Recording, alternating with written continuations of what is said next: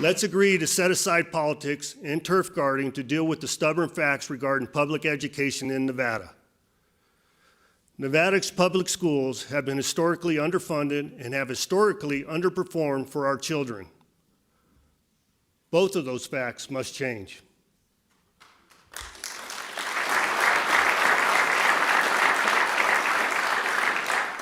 Tonight, I'm proposing the single largest investment in K-12 education and raising the bar on expectations and accountability to the level not yet seen in Nevada. My budget contains $2 billion in new funding for our students.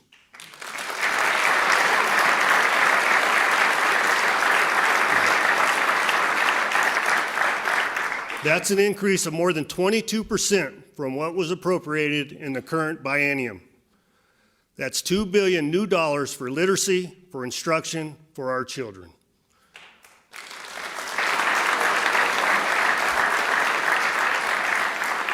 Perhaps most groundbreaking is the commitment to equity.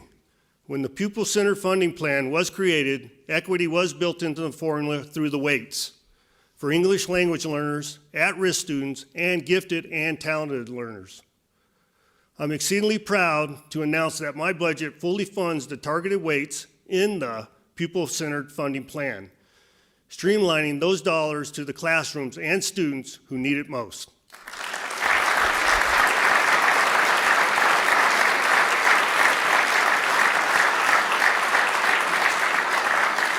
When all is said and done, my budget proposes spending more than $2,000 per student more next year.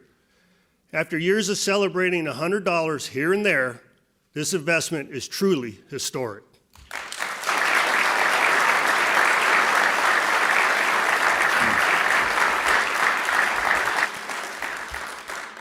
Here's the tough part. Along with this funding, I expect results. I won't accept the lack of funding as an excuse for underperformance. I'll be working with the state superintendent to ensure our system of accountability and transparency are robust and enforced. And if we don't begin seeing results, I'll be standing here in 2 years calling for a systematic change in the governance and leadership in K-12 education.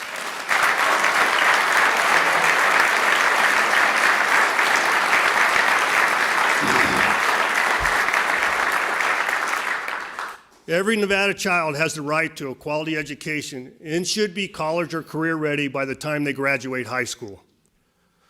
Traditional public schools are not and should not be the only option.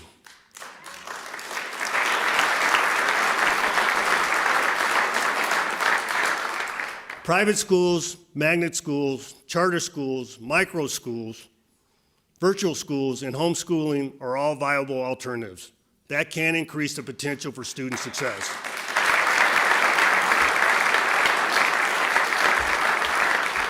My goal after we finish this legislative session is to give Nevada parents significantly more choice to make about their child's education.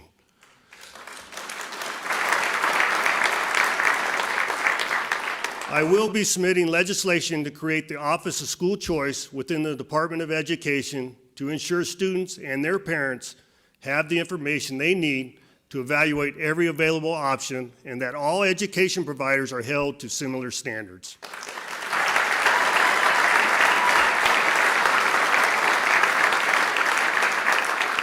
Nevada's pupil-centered funding plan is built on the idea that education dollars should consider the needs of students and should follow them no matter what school they attend.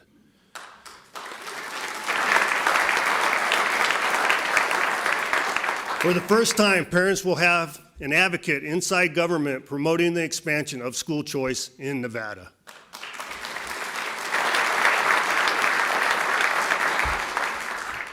I look forward to working with Senator Heidi Gansert on expanding opportunity scholarships.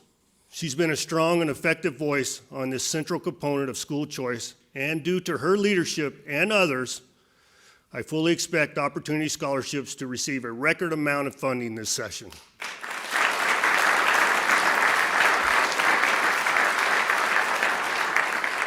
In total, my executive budget puts more money in public K-12 schools and introduces more student and parental choices than any budget in Nevada history.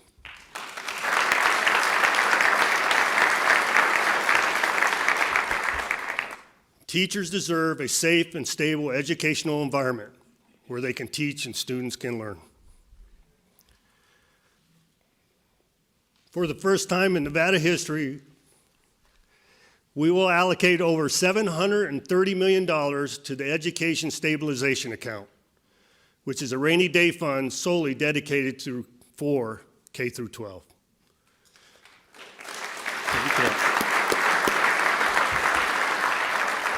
Interest from this account will be innovatively used to provide scholarships to Nevada high school graduates who attend Nevada colleges or universities and who are willing to teach in Nevada schools for at least 5 years.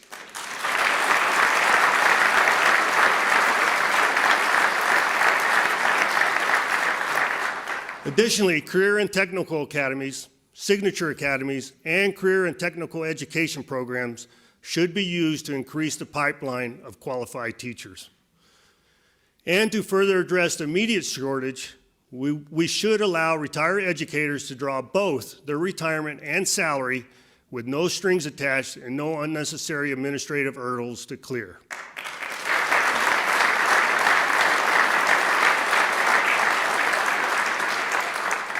To help keep the teacher pipeline full, my budget includes funding for the Teacher Nevada Scholarship Program, which provides $30 million in stipends and tuition for student teachers. Come on.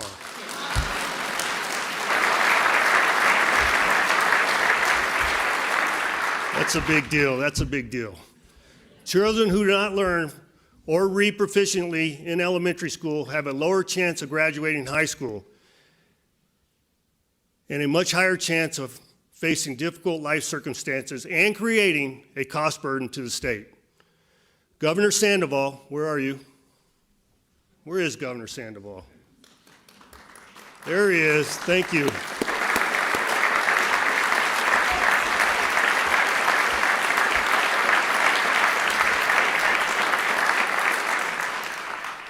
Governor Sandoval championed Nevada's Read by 3 law in 2015.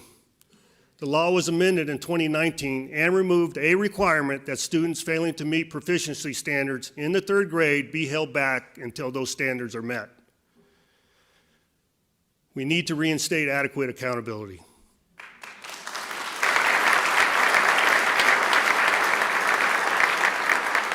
Therefore, I will be imposing a new 5-year rule. Schools have 5 years to improve literacy scores and to ensure that students who are not proficient in reading do not advance beyond the 3rd grade until they are brought up to grade level.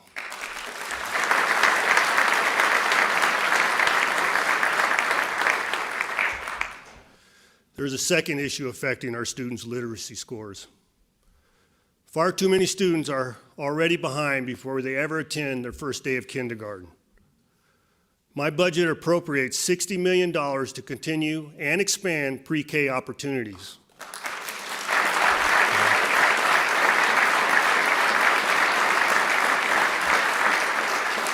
The Department of Education will be charged with implementing core pre-K programs, measuring results and providing policy recommendations for a long-term strategy to ensure more students are ready for school when they get to school.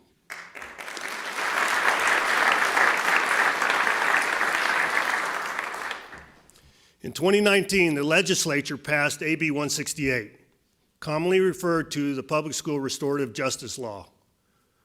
While well-intended, this law has led to instances of disruptive and dangerous situations in schools across the state. It handcuffs school teachers and administrators, leaving them powerless to address habitually misbehaving and all too often violent students. This is unacceptable on several levels, most notably creating an unsafe environment for teachers and other students in the classroom. To be clear, every child should be given the opportunity to stay in school. But there are objective limits, and there should be no issue with temporary removal of a disruptive student resulting in an immediate meeting with parents or guardians.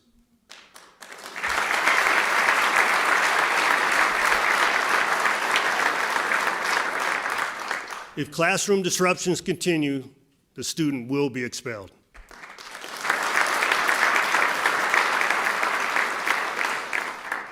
We have two Nevada educators from Las Vegas and Sparks among us, who both recently experienced physical assault in their classrooms. They are here tonight in an act of advocacy for their fellow educators and to help emphasize the need for new safety and security protections in our school system. Thank you.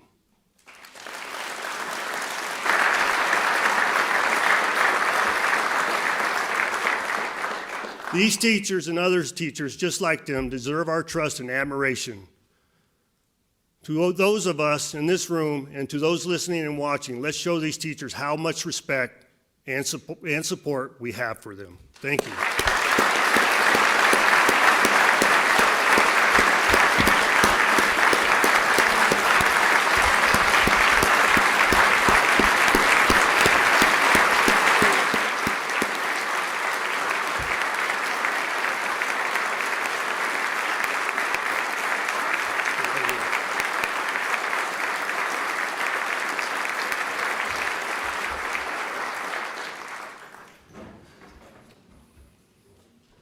Thank you for that.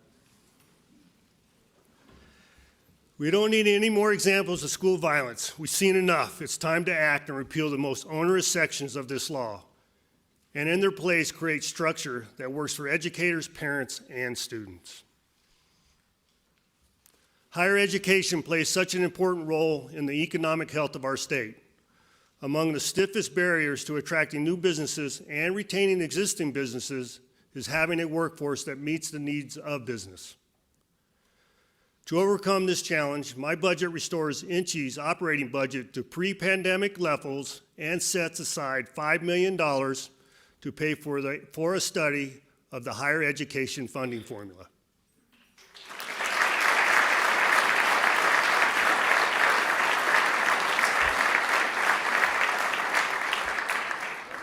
He probably won't smile after this.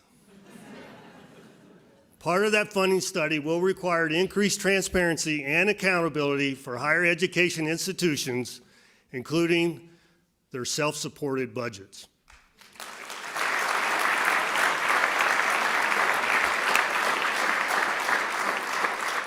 It's been more than a decade since this formula was updated, and it's time for a new formula to reflect the current state of our system.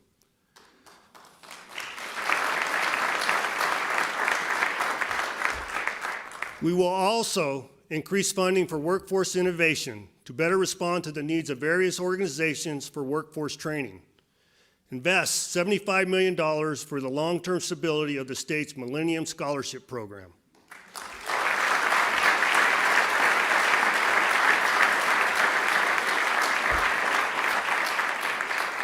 Invest $65 million in deferred maintenance for aging buildings. Put $20 million more in graduate student stipends and to support research at our system institutions.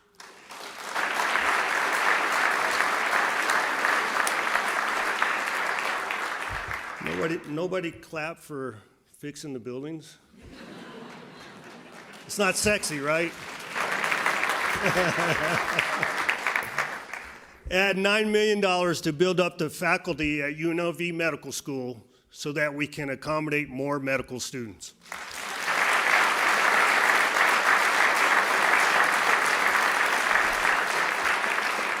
And appropriate $6 million to continue for the state to support 4 Promise scholarships for Nevada high school graduates attending our community colleges.